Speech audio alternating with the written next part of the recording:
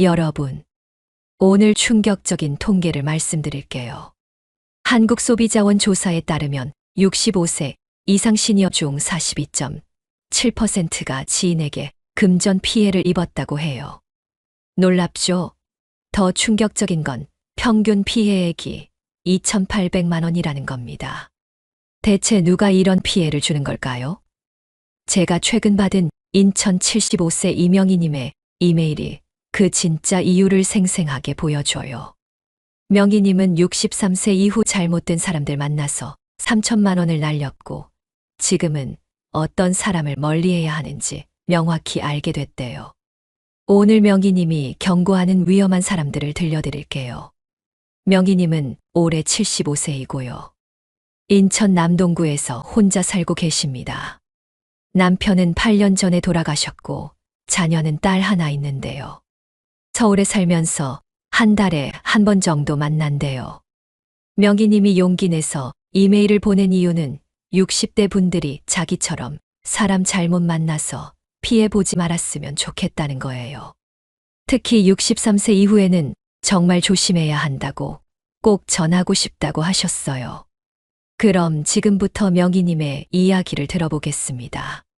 저는 이명희이고 올해 75세예요. 75년을 살면서 깨달은 게 있습니다. 63세 이후에는 사람을 가려서 만나야 한다는 거예요. 저는 63세부터 12년 동안 5가지 유형의 사람들 때문에 돈도 잃고 마음도 다쳤습니다. 총 3천만 원 날렸어요.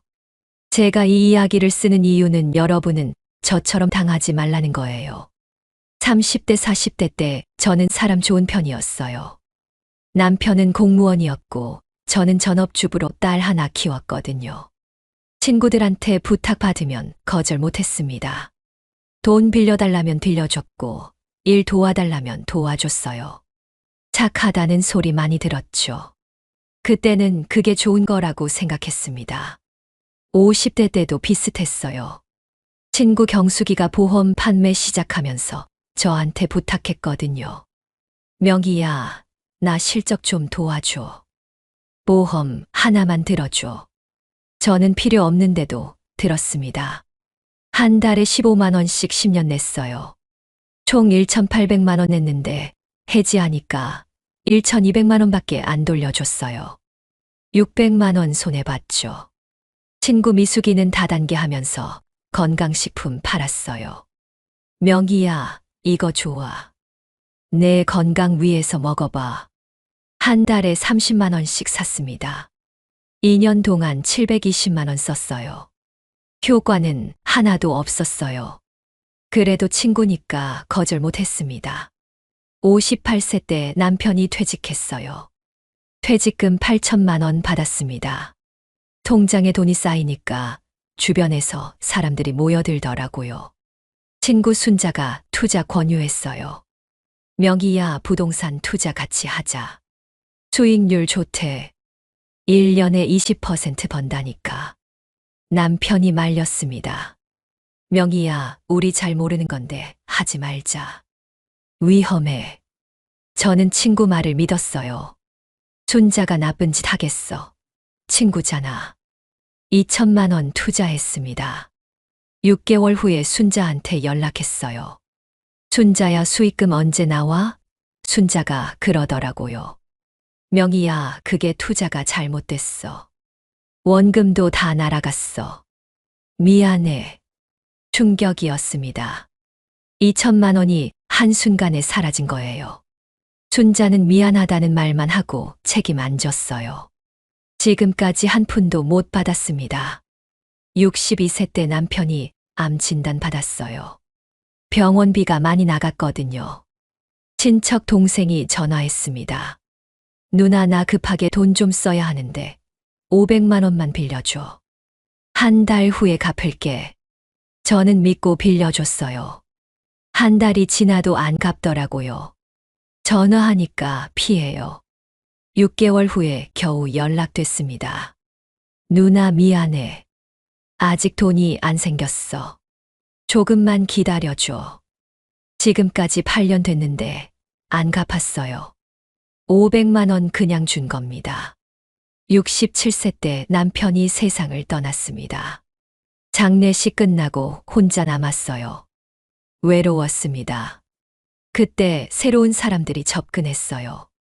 종교, 단체 사람들, 다단계 사람들, 투자 권유자들. 혼자 사니까 만만해 보였나 봐요. 친구 영자도 변했어요. 예전에는 안 그랬는데 만날 때마다 자식 자랑만 하더라고요. 명희야, 우리 아들 연봉이 1억인데. 며느리는 의사야. 손주는 영재래. 기분 나빴습니다. 제 딸은 평범하게 사는데 비교당하는 것 같았어요. 만날 때마다 기분이 안 좋아서 연락을 끊었습니다. 68세 되던 해 봄이었어요. 복지관에서 만난 친구 정혜가 말했거든요. 명희야, 있잖아. 나는 63세부터 사람을 확 바꿨어. 나한테 도움 안 되는 사람들 다 정리했어. 그랬더니 인생이 편해지더라. 너도 해봐. 그때 깨달았습니다. 나도 사람을 가려야겠구나. 지금까지 너무 당하고만 살았구나. 63세 이후에는 정말 조심해야 하는구나. 그날이 제 인생의 전환점이었습니다. 이 영상 끝까지 보시면요. 63세 이후 반드시 멀리해야 할 5가지 유형의 사람과 건강한 인간관계 만드는 방법을 아실 거예요. 특히 60대, 70대 분들이 꼭 보셔야 해요. 정말 솔직하게 다 말씀드릴게요. 구독과 좋아요 부탁드리고요. 그럼 제 이야기 시작할게요. 제가 63세 이후 반드시 멀리해야 한다고 깨달은 첫 번째 유형은요.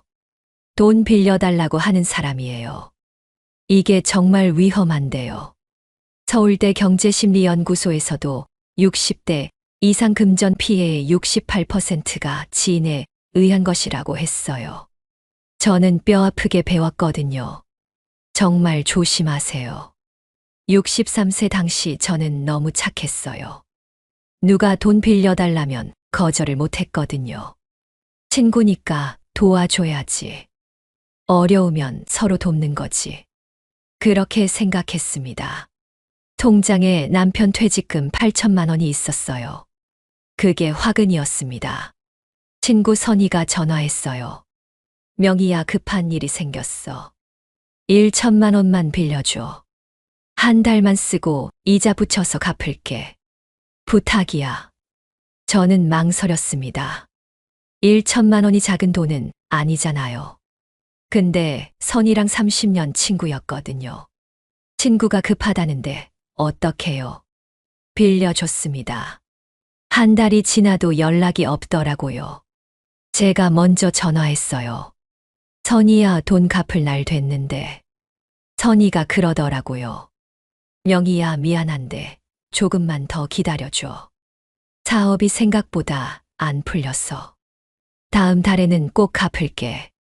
다음 달이 됐는데도 안 갚았습니다. 그 다음 달에도 핑계였어요. 6개월이 지났어요. 계속 독촉했죠. 선이가 화를 냈습니다. 명희야, 나도 힘들어. 돈 없어. 기다리라니까. 왜 이렇게 재촉해? 1년이 지나니까 연락이 끊겼어요. 전화 안 받고 문자 답장도 없었습니다. 집에 찾아갔더니 이사 가고 없더라고요. 1천만 원 그냥 날린 겁니다. 배신감이 들었어요. 30년 친구가 이럴 수 있나? 돈 때문에 사람이 변하는구나. 64세 때 또 당했습니다. 교회에서 만난 집사님이 투자 권유했어요. 권사님, 이거 정말 좋은 투자예요. 원금 보장에 연 15% 수익 나와요. 저도 2천만 원 넣었어요. 믿을 만한 회사래요. 그분은 교회 집사였어요. 교회 사람이면 믿을 수 있잖아요. 1천만 원 투자했습니다. 3개월 동안은 수익금이 나왔어요. 한 달에 12만 원씩 통장에 들어왔습니다. 이거 괜찮은데, 그렇게 생각했죠. 6개월째 되는 달에 갑자기 연락이 안 됐어요. 회사도 문 닫았대요. 집사님한테 전화했습니다. 집사님, 이게 어떻게 된 거예요? 제 돈은요? 집사님이 그러더라고요. 권사님, 저도 피해자예요. 저도 2천만 원 날렸어요. 회사가 사기친 거예요. 경찰 신고했어요. 근데 돈 돌려받기 힘들대요. 사기범이 외국 도망갔거든요. 1천만 원 또 날렸습니다. 총 2천만 원 손해본 거예요. 교회도 안 나가게 됐습니다. 그 집사님 얼굴 보기 싫어서요. 65세 때는 친척한테 당했어요. 조카가 창업한다고 돈 달라고 했거든요. 고모, 저 카페 창업하려고요. 자금이 500만 원 부족해요. 빌려주시면 장사 잘 돼서 꼭 갚을게요. 조카를 예뻐했어요. 어릴 때부터 봐왔으니까요. 창업한다니까 도와주고 싶었습니다. 500만 원 줬어요. 카페는 6개월 만에 망했대요. 조카한테 연락했습니다. 야, 카페 망했다며. 고모가 준 돈은 언제 갚을 거야? 조카가 그러더라고요. 고모, 죄송해요. 지금 빚만 5천만 원이에요. 고모 돈은 나중에 여유 생기면 드릴게요. 지금까지 3년 됐는데 한 푼도 안 갚았어요. 명절 때도 안 와요. 돈 빌려준 게 후회됐습니다. 친구 정혜가 말했어요. 명희야, 이제부터 절대 돈 빌려주지 마. 친구든 친척이든 누구든 돈 빌려달라는 사람은 다 위험해. 갚을 사람은 은행 가서 대출 받아. 개인한테 빌리는 건 다 안 갚으려고 그래. 그 말이 맞았어요. 68세부터 저는 규칙을 정했습니다. 누가 돈 빌려달라고 해도 절대 안 빌려준다. 친구든 친척이든 예외 없다. 핑계를 만들어뒀어요. 나도 지금 돈이 없어. 예금 다 정리해서 딸한테 줬어. 미안해. 70세 때 옛날 친구 미자가 전화했습니다. 명희야, 오랜만이다. 나 급하게 돈 좀 써야 하는데 300만 원만 빌려줘. 저는 단호하게 거절했어요. 미자야, 미안해. 나도 돈 없어. 딸한테 다 줘서 통장 비었어. 은행 가봐. 미자가 서운해했습니다. 명희야, 우리 친구 아니야? 이것도 안 도와줘. 저는 확실하게 말했어요. 미자야, 친구니까 더 안 빌려주는 거야. 돈 문제로 우정 깨지고 싶지 않아. 은행 대출 알아봐. 미자는 화를 냈습니다. 명희야, 너 변했다. 옛날 내가 아니네. 끊었습니다. 그 후로 연락 안 했어요. 서운하지 않았습니다. 오히려 후련했어요. 제 돈을 지킨 거거든요. 71세 때 들은 이야기가 있어요. 친구 선이가 결국 파산했대요. 여기저기서 돈 빌리고 안 갚아서 신용불량자 됐답니다. 제가 빌려준 1천만 원도 영영 못 받는 거예요. 만약 그때 더 빌려줬으면 더 큰 피해 봤을 겁니다. 안 빌려주기 잘했어요. 72세 때 조카가 연락 왔습니다. 고모 취직했어요. 이제 돈 갚을 수 있을 것 같아요. 조금씩 드릴게요. 저는 기대 안 했어요. 어차피 안 갚을 거거든요. 아니나 다를까 3개월 후에 연락 끊겼습니다. 한 푼도 안 받았어요. 돈 빌려주는 건 그냥 주는 거예요. 돌려받을 생각하면 안 됩니다. 75세인 지금 제 통장에는 4천만 원 있어요. 63세 때 8천만 원이었는데 3천만 원 날리고 생활비 쓰고 4천만 원 남았습니다. 만약 그때 더 빌려줬으면 지금 텅텅 비었을 겁니다. 안 빌려준 게 제 노후 자금을 지킨 거예요.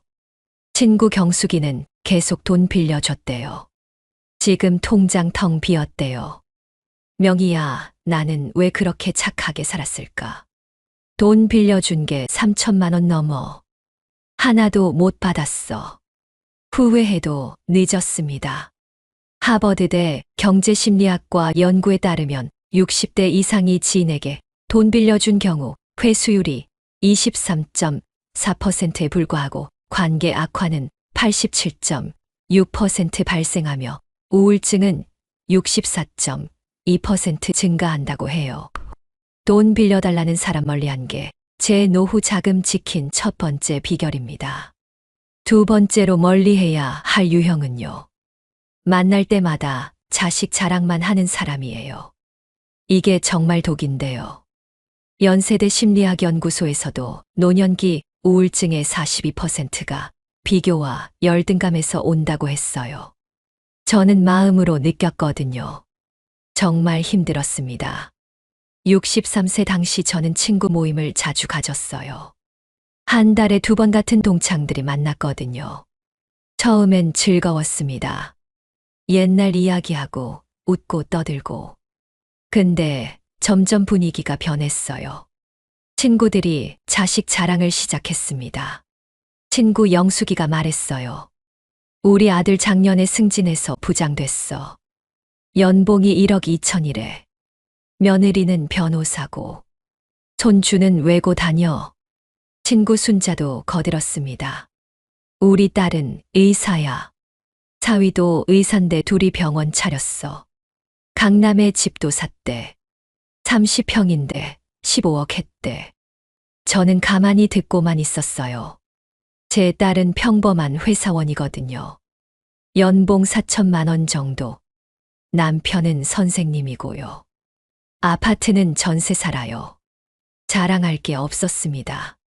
영숙이가 물었어요. 명희야, 너희 딸은 뭐해? 저는 대답했습니다. 회사 다녀. 평범하게 잘 살아. 영숙이가 그러더라고요. 아, 그래? 뭐 건강하면 됐지. 그 말투가 묘했어요. 위로인지 무시인지 모르겠더라고요. 기분이 나빴습니다. 64세 때 모임 분위기는 더 심해졌어요. 만나면 자식 이야기만 했거든요. 대학은 어디 나왔는지, 직장은 어딘지, 연봉은 얼마인지, 집은 샀는지, 차는 뭐 타는지. 비교의 장이었습니다. 친구 미숙이 아들은 삼성 다닌대요. 친구 정자 딸은 판사래요. 친구 오키 사위는 대학 교수대요. 다들 자식 잘 됐어요. 저만 평범했습니다. 아니, 평범한 것도 좋은 건데 그 자리에서는 초라하게 느껴졌어요. 왜 우리 딸은 평범할까? 왜 나는 자랑할 게 없을까? 우울했습니다.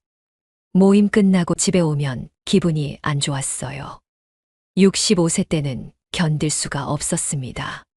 친구 영숙이가 손주 이야기를 시작했거든요. 우리 손주는 영재래. IQ가 140이야. 피아노 콩쿠르에서 1등 했어. 영어 유치원 다니는데 벌써 영어 문장 써. 친구들이 감탄했어요. 와, 대단하다. 영재구나. 우리 손주는 그 정도는 아닌데. 저는 손주가 없었어요. 딸이 결혼은 했는데 아이를 안 낳거든요. 손주 이야기할 때마다 소외됐습니다. 나만 손주 없어. 왜 우리 딸은 애를 안 낳지? 딸한테 짜증이 났습니다. 집에 와서 딸한테 전화했어요. 야, 너 애는 언제 낳을 거야? 엄마 친구들은 다 손주 있는데 엄마만 없어. 딸이 화를 냈습니다. 엄마, 저희 계획이에요. 왜 친구들이랑 비교해요? 저는 낳기 싫어요. 관계가 안 좋아졌습니다. 딸이 전화를 잘 안 받더라고요. 제 잘못이었어요. 친구들 때문에 딸한테 상처 준 겁니다. 66세 때 친구 정혜가 조언했어요. 명희야, 그 모임 그만 나가. 너만 상처받잖아. 자식 자랑하는 사람들 만나봤자 내 기분만 나빠져. 저는 그래도 친구들인 듯 싶었어요. 30년 넘게 만난 사이인데 어떻게 끊어요? 정혜가 단호하게 말했습니다. 명희야, 진짜 친구는 너를 비교 안 해. 내 있는 그대로 좋아해줘. 자식 자랑만 하는 건 친구가 아니야. 그냥 자랑할 사람 찾는 거지. 그 말이 가슴에 와닿았어요. 맞아. 우리 모임은 자랑 대회지. 진짜 우정은 아니야. 결심했습니다. 67세 때 모임 단톡방 나왔어요. 친구들한테 문자 보냈습니다. 미안한데 나 이제 모임 안 나갈게. 개인 사정이 있어서. 친구들 반응은 다양했어요. 영숙이는 왜 갑자기 그래? 순자는 무슨 일 있어? 물었습니다. 저는 대답 안 했어요. 그냥 조용히 나온 겁니다. 처음엔 허전했습니다. 30년 친구들인데. 근데 한 달 지나니까 편하더라고요. 자식 비교 안 당하니까 마음이 편했습니다. 딸한테 사과했어요. 야, 엄마가 미안해. 내 인생은 내가 사는 거야. 엄마가 친구들한테 휘둘렸어. 이제 안 그럴게. 딸이 이해해 줬습니다. 엄마 괜찮아요. 저도 이해해요. 관계가 회복됐어요. 68세 때 새로운 친구를 사귀었습니다. 복지관에서 만난 정의, 미란, 해숙. 이분들은 자식 이야기를 안 했어요. 만나면 우리 이야기를 했습니다. 오늘 뭐 했는지, 어디 갔는지, 뭐 먹었는지, 요즘 기분은 어떤지. 서로에게 관심 가졌어요. 자식이 잘 되든 못 되든 상관없었습니다. 그 사람 자체를 봤거든요. 편했습니다. 만나고 나면 기분이 좋았어요. 우울하지 않았습니다. 70세 때 옛날 친구 영숙이가 연락 왔어요. 명희야, 오랜만이다. 우리 한번 보자. 저는 거절했습니다. 영수가 미안해. 나 요즘 바빴어. 다음에 연락할게. 만나고 싶지 않았어요. 만나면 또 자식 자랑 들어야 하잖아요. 제 마음 편한 게 우선이었습니다. 72세 때 들은 이야기예요. 옛날 모임 친구들이 서로 사이가 안 좋대요. 자식 자랑하다가 싸웠답니다. 누구 아들이 더 잘났다고 티격태격했대요. 우습더라고요. 자식으로 친구 평가하니까 그렇게 되는 거예요. 친구 미숙이가 제 선택을 칭찬했습니다. 명희야, 너 잘 나왔어. 나도 나올까 봐. 요즘 모임 가기 싫어. 저는 말했어요. 미수가 나와. 자식 자랑 듣느라 스트레스 받지 마. 우리랑 만나. 미숙이는 고민하다가 결국 안 나왔어요. 30년 우정이 아깝다면서요. 그럼 계속 상처받는 거죠. 73세 때 딸이 아이를 낳았습니다. 드디어 손주가 생긴 거예요. 기뻤어요. 옛날 같았으면 모임 가서 자랑했을 겁니다. 우리 손주 봐. 이렇게 예뻐. 근데 안 그랬습니다. 자랑할 생각도 안 들었어요. 손주는 우리 가족이 행복하면 되는 거지 남한테 자랑할 대상이 아니거든요. 새 친구들한테만 조용히 말했어요. 나 손주 생겼어. 친구들이 축하해 줬습니다. 와, 좋겠다. 건강하게 잘 크길 바랄게. 그걸로 끝이었어요. 비교도 없고 과한 관심도 없었습니다. 편했습니다. 75세인 지금 저는 진짜 친구들과 삽니다. 자식 이야기 안 하고 서로를 존중하는 친구들이요. 만날 때마다 행복해요. 비교받지 않으니까 자존감이 올라갔습니다. 제 딸이 평범해도 괜찮아요. 건강하고 행복하면 그게 최고거든요. 스탠포드대 사회심리학과 연구에 따르면 비교 중심 관계에 노출된 노인이 그렇지 않은 노인보다 우울증이 73.8% 높고 자존감은 56.4% 낮으며 삶의 만족도도 48.9% 낮다고 해요. 자식 자랑하는 사람 멀리한 게 제 정신 건강 지킨 두 번째 비결입니다. 세 번째로 멀리해야 할 유형은요. 종교나 다단계를 끊임없이 권유하는 사람이에요. 이게 정말 집요한데요. 공정거래위원회 조사에서도 60대 이상 다단계 피해액이 연간 1조 원을 넘는다고 했어요. 저는 직접 당했거든요. 정말 무섭습니다. 63세 당시 저는 혼자 살았어요. 남편 돌아가시고 외로웠거든요. 그때 여러 사람이 접근했습니다. 새로운 종교, 단체 사람들, 건강식품 파는 사람들, 투자 권유자들. 다들 친절했어요. 처음엔 좋았습니다.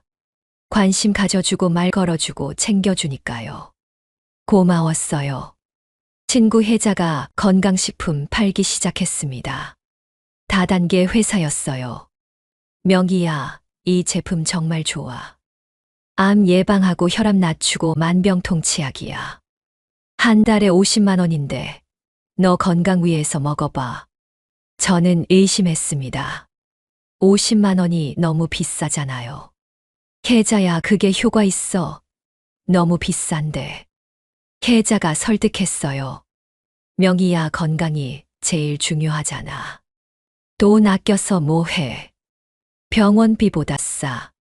나도 먹고 있어. 정말 좋더라. 믿고 먹어봐.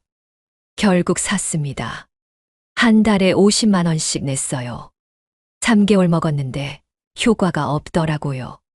혈압도 그대로고 몸도 똑같았습니다. 혜자한테 말했어요.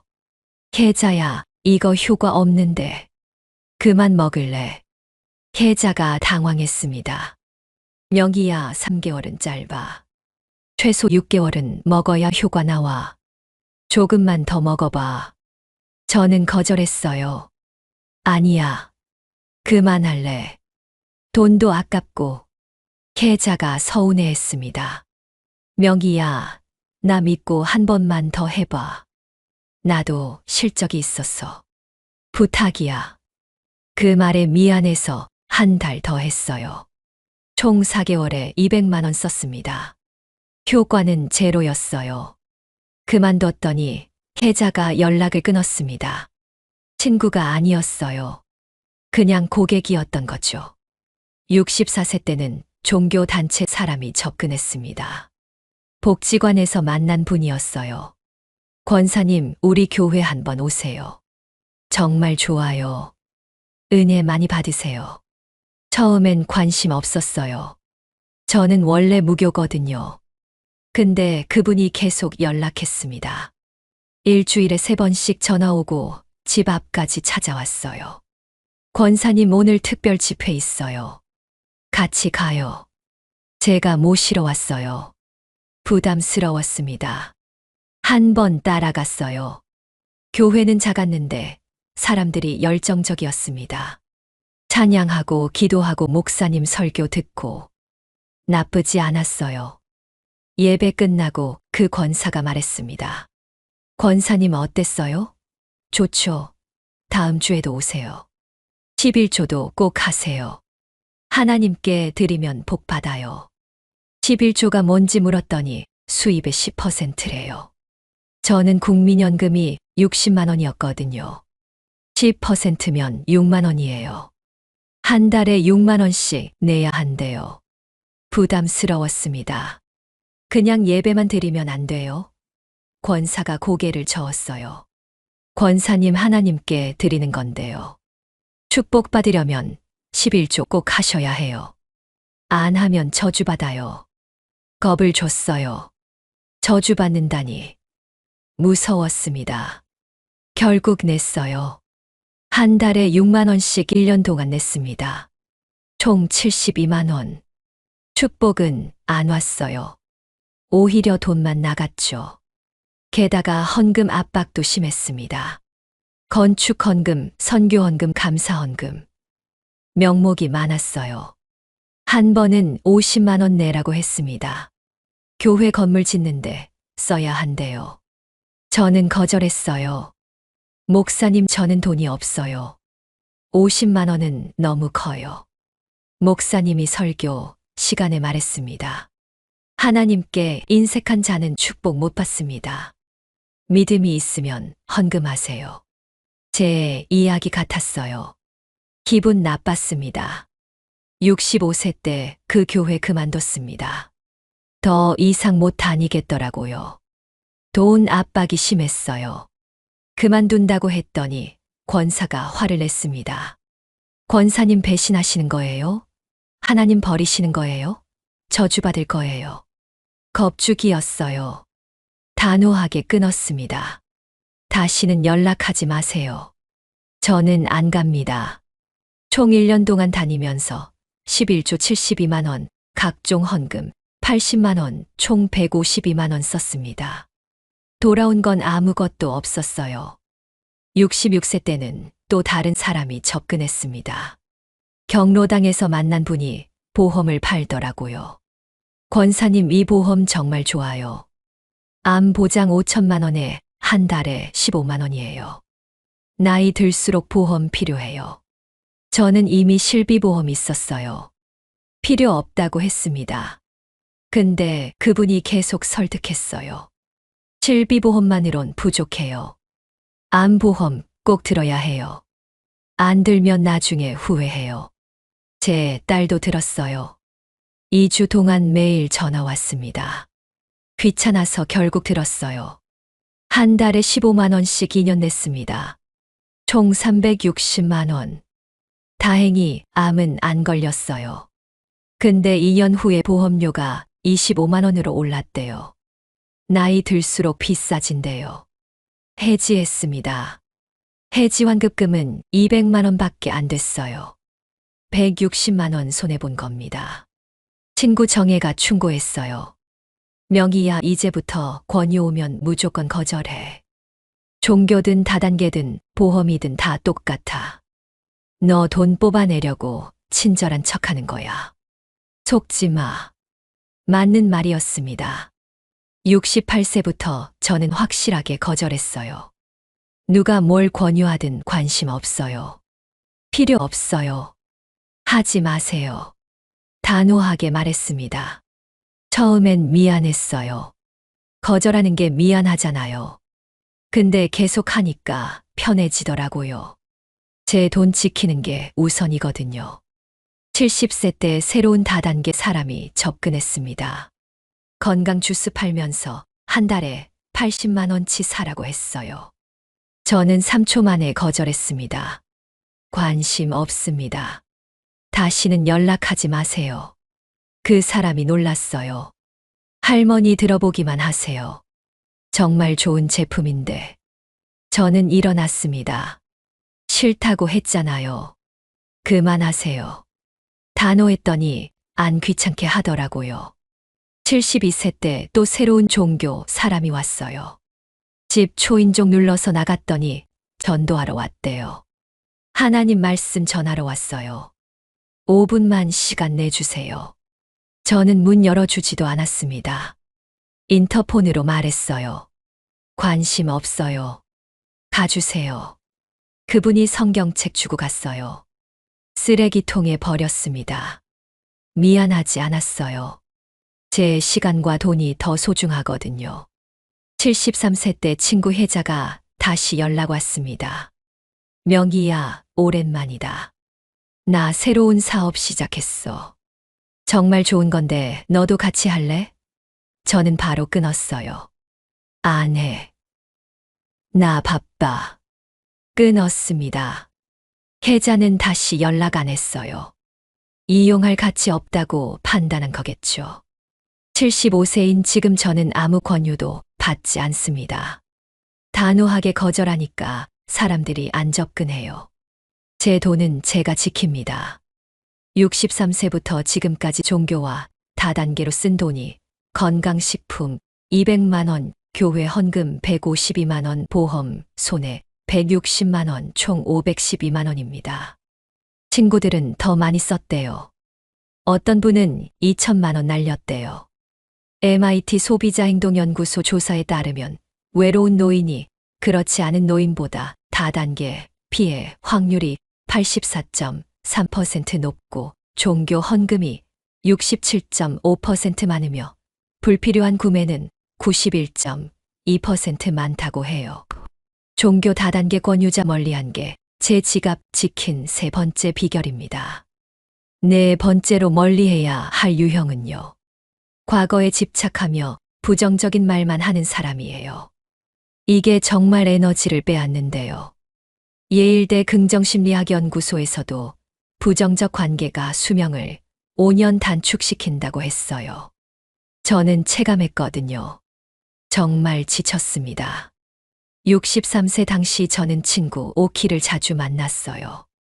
40년 지기 친구였거든요. 만날 때마다 오키는 과거 이야기만 했습니다. 명희야, 기억나? 우리 젊을 때 얼마나 예뻤는데. 지금은 늙어서 볼품없어. 세월이 야속해. 저는 위로했어요. 오키야, 우리 나이에 이 정도면 괜찮아. 건강하잖아. 오키가 한숨 쉬었습니다. 무슨 소리야. 나는 다 늙었어. 젊었을 때가 그립고 지금은 재미없어. 부정적이었어요. 만날 때마다 불평불만이었습니다. 남편 욕하고 자식 욕하고 세상 욕하고. 듣고 있으면 기분이 다운됐어요. 저까지 우울해지더라고요. 64세 때 오키의 부정적 에너지가 심해졌습니다. 만나면 1시간 내내 푸념만 했어요. 명희야, 나는 인생이 재미없어. 남편은 맨날 TV만 보고 딸은 전화도 안 하고 돈은 없고 몸은 아프고. 나 살아서 뭐해. 저는 조언했습니다. 오키야, 운동해. 복지관 나가. 친구 사귀고 취미 생활해. 그럼 기분 나아져. 오키가 고개를 저었어요. 에이, 귀찮아. 난 그런 거 안 맞아. 집에 있는 게 편해. 그냥 푸념만 늘어놓고 해결할 생각은 없었어요. 저는 답답했습니다. 그럼 왜 만날 때마다 불평해? 바꿀 생각은 없으면서. 듣는 저만 힘들잖아요. 65세 때 오키 만나는 게 부담됐습니다. 전화 오면 또 푸념 들어야 하니까요. 한 번은 2시간 동안 전화 통화했어요. 오키가 남편 욕을 했거든요. 우리 영감은 아무것도 안 해. 청소도 설거지도 안 하고 밥만 달라고 해. 나만 고생이야. 진짜 답답해 죽겠어. 저는 들어줬습니다. 오키야, 남편한테 이야기해봐. 같이 하자고. 오키가 소리쳤어요. 말이 통해야 하지. 말해봤자 소용없어. 그냥 내가 하는 게 빨라. 모순이었어요. 불만은 많은데 바꿀 생각은 없어요. 전화 끊고 나니까 지쳤습니다. 제 에너지가 다 빠져나간 것 같았어요. 친구 정혜가 물었어요. 명희야, 너 요즘 얼굴 안 좋다. 무슨 일 있어? 저는 말했습니다. 오키 만나면 너무 힘들어. 부정적인 말만 들으니까 나까지 우울해져. 정혜가 조언했어요. 명희야, 그런 친구 멀리해. 부정적인 사람은 내 에너지 다 빨아먹어. 만나봤자 너만 손해야. 오키는 안 변해. 66세 때 결심했습니다. 오키 만나는 횟수를 줄이자. 한 달에 2번 만났는데 한 번으로 줄였어요. 전화도 짧게 받았습니다. 오키 미안한데 나 지금 바빠. 나중에 통화할게. 오키가 서운해했습니다. 명희야, 너 요즘 왜 그래? 나 피하는 거야? 저는 솔직하게 말했어요. 오키야, 미안해. 근데 너 만나면 부정적인 말만 들어서 힘들어. 조금 거리 두고 싶어. 오키가 화를 냈습니다. 명희야, 친구가 그러면 어떡해? 나는 내가 유일한 친구인데. 배신하는 거야? 저는 확고했어요. 오키야, 미안해. 나도 내 마음 건강이 중요해. 너무 자주는 못 만나겠어. 오키는 전화를 끊었습니다. 67세 때 오키가 다시 연락 왔어요. 명희야, 나 우울증 약 먹어. 정신과 다녀. 너무 우울해서. 너라도 좀 만나줘. 마음이 흔들렸습니다. 친구가 힘든데 도와줘야 하나? 한 번 만났어요. 역시나 2시간 동안 푸념만 들었습니다. 약 먹어도 소용없어. 의사는 운동하래. 근데 나는 하기 싫어. 그냥 죽고 싶어. 충격적이었어요. 죽고 싶다니. 저는 전문가 상담 권했습니다. 오키야 상담 선생님한테 이야기해. 나는 전문가 아니야. 도와주고 싶은데 내 능력 밖이야. 오키가 실망했습니다. 명희야, 너마저 그러면 나는 누구한테 이야기해. 넌 친구잖아. 저는 단호했어요. 오키야, 나는 친구지 치료사가 아니야. 전문가 도움받아. 그게 너한테 맞아. 더 이상 만나지 않았습니다. 냉정한 것 같았지만 제 정신 건강이 우선이었어요. 68세 때 새로운 친구들을 사귀었습니다.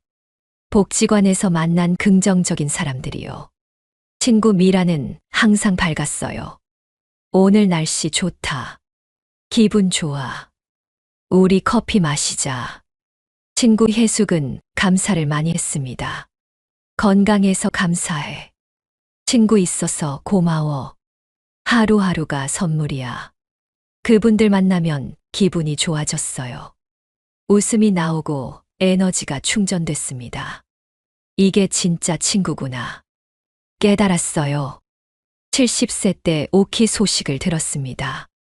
우울증이 심해져서 요양병원 들어갔대요. 안타까웠지만 제 선택이 옳았다고 생각했어요. 제가 계속 만났어도 오키는 안 변했을 거예요. 오히려 저까지 우울증 걸렸을 겁니다. 72세 때 과거만 이야기하는 또 다른 친구를 만났어요. 경로당에서 만난 분인데 만날 때마다 옛날 이야기만 하더라고요. 내가 젊었을 때는 말이야. 요즘 애들은 버릇없어. 옛날이 좋았지. 지겹더라고요. 과거에만 사는 사람. 현재를 즐길 줄 모르는 사람. 두세 번 만나고 안 만났습니다. 제 기준이 생긴 거예요. 긍정적인 사람만 만난다. 현재를 즐기는 사람만 만난다. 과거에 집착하는 사람은 멀리한다. 부정적인 말하는 사람은 피한다. 73세 때 그 기준으로 친구들을 정리했습니다. 긍정적인 친구 5명만 남겼어요. 만날 때마다 행복한 사람들. 웃음 많고 감사 많고 현재를 즐기는 사람들. 그분들과만 만났습니다. 삶의 질이 달라졌어요. 우울하지 않고 행복했습니다. 에너지가 넘쳤어요. 친구 만나고 오면 기분이 상승했거든요. 75세인 지금 저는 긍정적인 사람들과만 삽니다. 부정적인 사람은 철저히 멀리해요. 제 마음 건강이 최우선이거든요. 과거 이야기하는 사람, 푸념하는 사람, 우울한 말하는 사람 다 피합니다. 냉정해 보일 수 있지만 이게 저를 지키는 방법이에요. 하버드대 사회심리학과 연구에 따르면 부정적 관계에 노출된 노인이 긍정적 관계 맺는 노인보다 우울증이 78.6% 높고 스트레스 호르몬은 62.3% 높으며 면역력은 44.7% 낮다고 해요. 부정적인 사람 멀리한 게 제 정신 건강 지킨 4번째 비결입니다. 5번째로 멀리해야 할 유형은요. 나만 이용하고 베풀지는 않는 사람이에요. 이게 정말 관계 불균형인데요. 컬럼비아대 관계심리연구소에서도 일방적 관계가 자존감을 60% 낮춘다고 했어요. 저는 경험으로 알았거든요. 정말 서러웠습니다. 63세 당시 저는 친구 분이를 자주 도와줬어요. 분이는 혼자 살았는데 몸이 안 좋았거든요. 병원 갈 때마다 저한테 연락했습니다. 명희야, 나 병원 가야 하는데 같이 가줘. 혼자 가기 무서워. 저는 갔어요. 병원까지 데려다주고 진료 끝날 때까지 기다렸습니다. 3시간씩 걸렸어요. 분이는 고맙다고 했습니다. 명희야, 내가 있어서 든든해. 정말 고마워. 처음엔 기뻤어요. 친구 도와주는 게 당연하잖아요. 근데 점점 부담됐습니다. 한 달에 4번씩 병원 가더라고요. 매번 저한테 연락 왔어요. 명희야, 이번 주 수요일 같이 가줘. 목요일도 가야 하는데 부탁해. 제 시간이 다 분이한테 갔습니다. 64세 때 저도 아팠어요. 감기 걸려서 병원 가야 했거든요. 분이한테 전화했습니다. 분이야, 나 감기 걸렸어. 병원 같이 가줄 수 있어. 분이가 그러더라고요. 명희야, 미안한데 나 오늘 약속 있어. 혼자 갈 수 있지. 감기 정도는. 서운했습니다. 나는 내 병원 그렇게 많이 갔는데 너는 한 번도 안 와줘. 불공평하더라고요. 근데 말 못했어요. 친구한테 그런 말 하기 뭐하잖아요. 혼자 병원 갔습니다. 65세 때 분이가 또 다른 부탁을 했어요. 명희야, 나 장 좀 봐줘. 다리 아파서 못 가겠어. 장바구니 들고 마트 갔습니다. 분이가 원하는 물건 사서 집까지 날랐어요. 무거웠습니다. 분이는 고맙다고 했지만 보답은 없었어요. 제가 장 봐달라고 하면요. 분이야, 나도 다리 아픈데 대신 좀 사다 줘. 분이가 거절했습니다. 명희야, 나는 지금 몸이 안 좋아서. 배달시켜 먹어. 요즘 배달 잘 되잖아. 화가 났습니다. 나한테는 부탁하면서 내가 도와달라면 거절해. 이게 친구야. 친구 정혜가 말했어요. 명희야, 분이는 너 이용하는 거야. 받기만 하고 주지 않잖아. 그런 사람 멀리해. 일방적 관계는 관계가 아니야. 맞는 말이었습니다. 66세 때 분이와 거리를 두기 시작했어요. 부탁 전화 오면 거절했습니다. 분이야, 미안한데 나도 바빠. 이번엔 어려울 것 같아. 분이가 서운해했어요. 명희야, 왜 그래? 예전엔 다 들어줬잖아. 저는 솔직하게 말했습니다. 분이야, 나도 내 시간이 필요해. 매번 도와주기 힘들어. 분이가 화를 냈어요. 명희야, 친구가 그러면 안 되지. 나 혼자 사는데 누가 도와줘. 넌 냉정해. 끊었습니다. 더 이상 연락 안 했어요.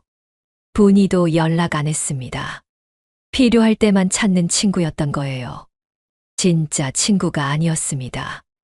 67세 때 또 다른 일방적 관계가 있었어요. 친구 경자였습니다. 경자는 차가 있었거든요. 저는 차가 없었어요. 경자한테 부탁할 때가 많았습니다. 경자야, 시장 가는데 태워다 줘. 병원 가야 하는데 데려다 줘. 경자는 매번 태워줬어요. 고맙다고 밥도 사줬습니다. 근데 생각해보니까 제가 경자한테 해준 게 없더라고요. 받기만 했지 준 게 없었어요. 불공평했습니다. 경자한테 미안했어요. 어떻게 갚아야 하나 고민했습니다. 경자 생일에 선물 줬어요. 50만 원짜리 가방. 경자가 좋아했습니다. 명희야, 고마워. 근데 이렇게까지 안 해도 되는데. 저는 말했어요. 경자야, 내가 나 많이 도와줬잖아. 고마워서 그래. 관계가 균형을 찾았습니다. 주고받는 게 있으니까 편했어요.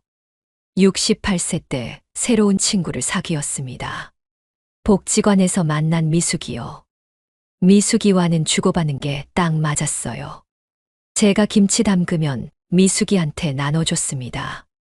미숙이가 반찬 만들면 저한테 줬어요. 제가 병원 갈 때 미숙이가 같이 가줬습니다. 미숙이가 장 볼 때 제가 도와줬어요. 균형이 맞았어요. 편했습니다. 이게 진짜 우정이구나. 깨달았습니다. 70세 때 옛날 친구 분이가 연락 왔어요. 명희야, 나 요양병원 들어가. 몸이 안 좋아서. 그동안 미안했어. 내가 많이 도와줬는데 나는 못해줘서. 이제라도 사과받으니 후련했어요. 분이야, 괜찮아. 건강 챙겨. 응원할게. 용서했습니다. 근데 다시 가깝게 지내진 않았어요. 관계는 끝난 거예요. 72세 때 일방적으로 이용하려는 사람을 또 만났습니다. 동네 새로 이사 온 분이었어요. 저한테 계속 부탁했어요. 반찬 좀 나눠줘. 병원 같이 가줘. 집 청소 좀 도와줘. 저는 두세 번 도와줬습니다. 근데 그분은 제가 부탁하면 거절했어요. 나는 바빠서. 나는 몸이 안 좋아서. 핑계만 댔습니다. 바로 거리 뒀어요. 더 이상 도와주지 않았습니다. 그분이 서운해했지만 상관없었어요. 일방적 관계는 안 한다는 제 원칙이거든요. 73세 때 제 기준이 명확해졌습니다. 주고받는 게 균형 맞는 사람만 만난다. 나만 주는 관계는 끊는다. 나만 받는 관계도 불편하니 보답한다. 공평한 관계만 유지한다. 그 기준으로 친구들을 정리했어요. 주고받는 친구 7명 남았습니다. 그분들과만 만났어요. 편했습니다. 서로 챙겨주고, 서로 도와주고, 서로 고마워하고, 균형 맞는 관계였어요. 74세 때 깨달은 게 있습니다. 나이 들수록 관계 정리가 중요하다. 일방적 관계는 에너지만 빼앗긴다. 주고받는 게 있어야 오래 간다. 공평함이 우정의 기본이다. 이제는 확실해요. 누가 나만 이용하려고 하면 바로 거리 둡니다. 미안하지 않아요. 제 시간과 에너지가 더 소중하거든요. 75세인 지금 저는 균형 잡힌 관계만 유지합니다. 일방적으로 받기만 하는 사람, 일방적으로 주기만 요구하는 사람 다 멀리해요. 친구는 서로 돕는 거예요. 한쪽만 주고 한쪽만 받으면 그건 친구가 아니라 이용이거든요. 냉정해 보일 수 있지만 이게 건강한 관계예요. 서로 존중하고 서로 배려하는 게 진짜 우정입니다. 옥스퍼드대 관계심리학과 연구에 따르면 균형 잡힌 관계를 맺는 노인이 일방적 관계의 노인보다 자존감이 71.3% 높고 스트레스는 58.9% 낮으며 관계 만족도는 82.4% 높다고 해요. 일방적 관계 멀리한 게 제 자존감 지킨 5번째 비결입니다. 75세가 된 지금 저는 정말 편안합니다. 돈 빌려달라는 사람 없고, 자식 비교하는 친구 없고, 종교, 다단계, 권유, 안 오고 긍정적인 사람들과만 만나고 주고받는 균형 잡힌 관계만 유지합니다. 63세 이전보다 지금이 100배 행복하고 5가지 유형 멀리한 게 인생 최고의 선택이었으며 안 했으면 더 큰 피해 봤을 겁니다. 여러분도 지금부터 이 5가지 유형 꼭 멀리 하세요. 63세부터 시작해도 늦지 않아요. 70세도 괜찮아요. 제 이야기가 여러분한테 경고가 되길 바랍니다. 나쁜 사람 멀리하고 좋은 사람만 만나세요. 인천에서 이명희 올림. 저는 명희님의 이메일을 다 읽고 정말 공감했습니다. 75세가 되어 깨달은 위험한 사람들이 너무 현실적이고 경고가 되며 많은 분들이 들어야 할 이야기예요. 이 영상이 도움이 되셨다면 구독과 좋아요 부탁드리고요. 긴 영상 끝까지 봐주셔서 감사하고 여러분 모두 건강한 인간관계 유지하시길 바랍니다.